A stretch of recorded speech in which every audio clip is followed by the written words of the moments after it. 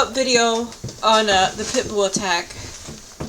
I made a video about my big boy, my St. Bernard mix, being attacked by a pit bull a few weeks ago. And he actually looked like he was doing okay afterwards. And then it was dark and we went to sleep. The next day when I got up, his jaw was swollen and I opened his mouth and noticed a couple of the small teeth, like one was snapped and one was missing. So the pit bull had hurt my big boy, and it like latched onto his jaw and was like thrashing back and forth and would not let go. And there was just a man, I think this was possibly a stranger, that came up and grabbed the pit bull, tried to choke it out, couldn't do anything, he couldn't get it off. And then the woman and owner stopped, and I really don't like this woman, but she was walking really slow and did not seem concerned. And she did go to my porch, since we were in my front yard, and grabbed like a paint stir stick, and of course that snapped. Then she grabbed a metal flagpole and was still unable to pry the dog off of my dog's mouth.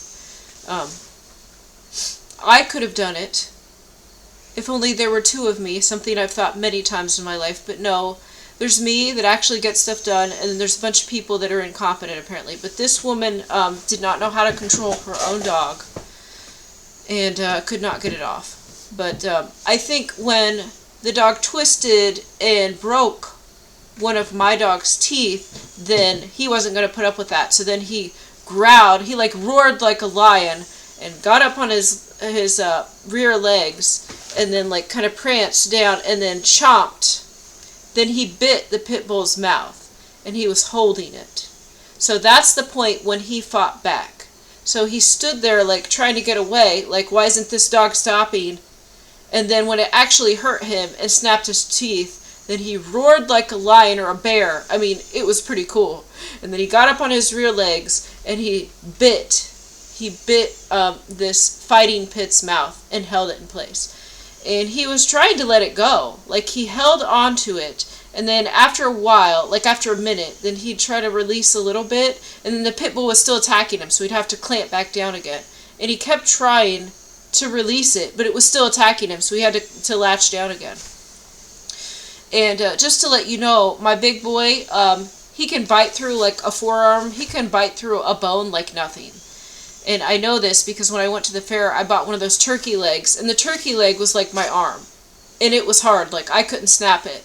And then he was just like taking normal bites without even trying that hard and just breaking the bone apart. So he very easily could have just bit the pit bull's snout off, but he didn't want to. But anyways, this owner here was walking around like, whatever. Like she didn't seem very concerned. She couldn't control her dog, which makes me believe that she's into dog fighting. Not only was her pit a fighting pit that would not release, but the way that she acted like she had seen this many times and was unfazed. And then as soon as the attack was done, she grabbed her dog, jammed it in her car, and drove off. So this was not her first rodeo. This woman had a fighting dog, and she ran off so she wouldn't get in trouble. But guess what? I was walking my big boy last week, and I start to go down towards the end of the block, and then I see a car that looks a lot like this woman's car. Now, I couldn't get her driver's license or anything before because there was so much chaos, and then right afterwards I had to check my boy, and she sped off. So, of course, she did a hit-and-run dog attack so she wouldn't get in trouble. But when I did take my boy out for a walk, then I noticed what looked like her vehicle parked with the rear license plate facing the street. So I passed it a few times, and I think I wrote down the license plate correctly. So good thing I didn't turn in the paperwork yet, because I think I got it. But this man who I do talk to a bit in the neighborhood, and he is an alcoholic. He's a nice guy, he's an alcoholic, but if you're an alcoholic, you have your demons. I think possibly they intercepted me, because as soon as I was like running back to my house, remembering this license plate in my mind, and I was going to write it down. And then as I'm trying to quickly go to my house, then my alcoholic neighbor, who I don't know if he's homeless, he stays at various houses, he's like, hey, and then he comes over and starts talking to me. So I think that if the demon was in him, it was trying to make me forget this license plate number. But I remembered most of it, so the only possible thing is I switched two of the numbers. Other than that, I got it. So yes, I saw her car. I got the license plate number. And as I walked my dog back and forth in front of this house with the people out front, then I think she noticed, and I did not see her car parked there again. I did see other cars with tarps over them. So I'm not saying everyone at this house did dog fighting, but I believe that she did. She had a fighting pit. This dog was aggressive. It was violent. It immediately went to attack, unprovoked, and then it would not release. And really the icing on the cake is that when she could not remove her dog, when she saw her dog biting and attacking my dog, she didn't really care. And then when she saw my much larger dog bite back onto his mouth and hurt her dog, she didn't really care. So this is just more evidence that it was a fighting pit. She behaved like it was a fighting dog and she didn't really care about it.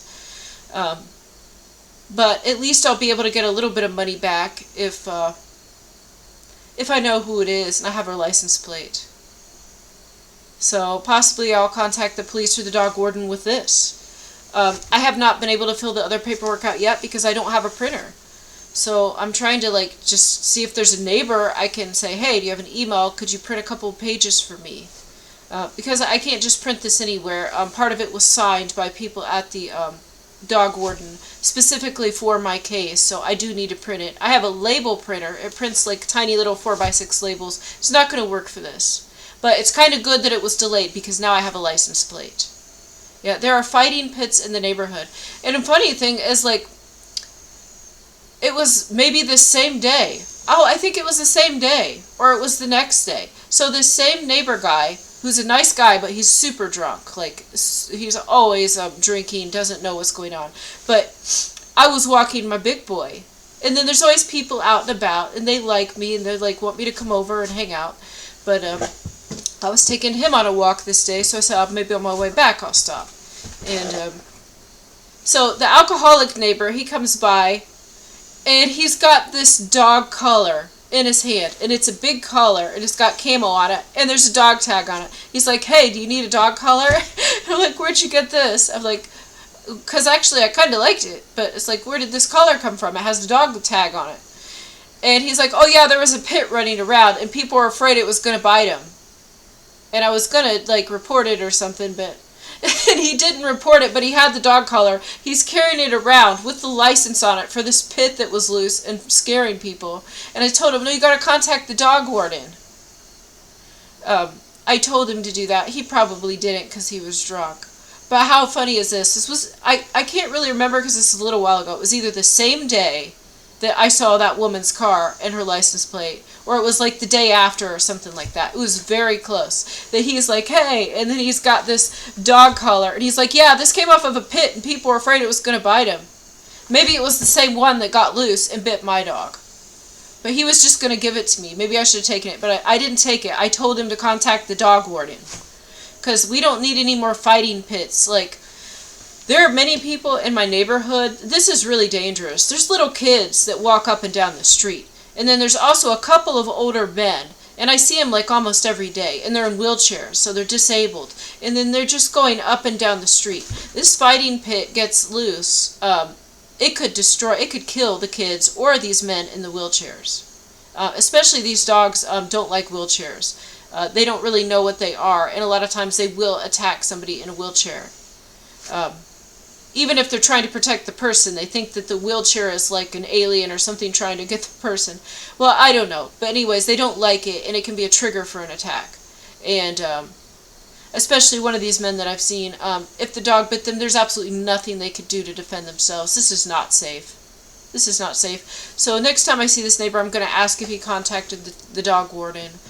And I do need to get on the ball and see if somebody can print these... papers for me, these forms. And yeah, I spent $150 on taking my dog to the vet, and I would like that back, but I'd be okay to write the money off as a loss if I could get the teeth back in my dog's mouth that are now missing. That's priceless. That's worth so much more. That to me is worth so much more than the money to go to the vet. But it is kind of cool that when you look at my dog, you can't necessarily tell he was attacked. You don't see it until he opens his mouth, and you gotta kind of look. so you don't really notice it. But then there's a constant reminder that a fighting pit attacked him. This is what fighting pits do. And as much as it tried to destroy and murder his face, look, he's still doing well, and he got that pit pretty bad. I wonder what happened to it. I wonder if the woman put the dog down, honestly, because when my dog bit down on the pit's mouth, he was just trying to stop it. He wasn't trying to hurt it. He was just trying to stop it from biting his face. And then when they finally released, because what happened is I had prayed. Like, the fight didn't stop, and then I said, I can't remember exactly what I said, but I'm like, please God, save my dog, or something, or like, please Lord, save my dog. I said something like that, and then within a few seconds, they were able to get the dogs apart. This was a direct answer to my prayer, guys. Honest, I swear to God, like, I don't remember the exact words, but I said, like, please God, save my dog, or Lord, save my dog. I said something just like that. I don't remember the exact words, and I said it out loud. And right after I said that, within a few seconds, it was like within 5 seconds of saying that, I think the dog's released. And when my dog released, a bunch of blood just fell, and it fell on the guy's shoe, and I think that dog came from the pit bull's mouth. So I think my big boy messed its mouth up pretty bad, and it wouldn't be good for fighting anymore. Maybe as a bait dog. So, it's sad. It's a sad situation, and I don't want any dog to get hurt. My big boy, he tried not to hurt this pit bull. He really did. He was being very gentle with it. As I said, he can bite right through bone. He could have bit its snout off, but he didn't want to. He was trying to let it go, and it was still attacking him, so he had to keep holding it in place. Okay, guys, thanks for listening. God bless you.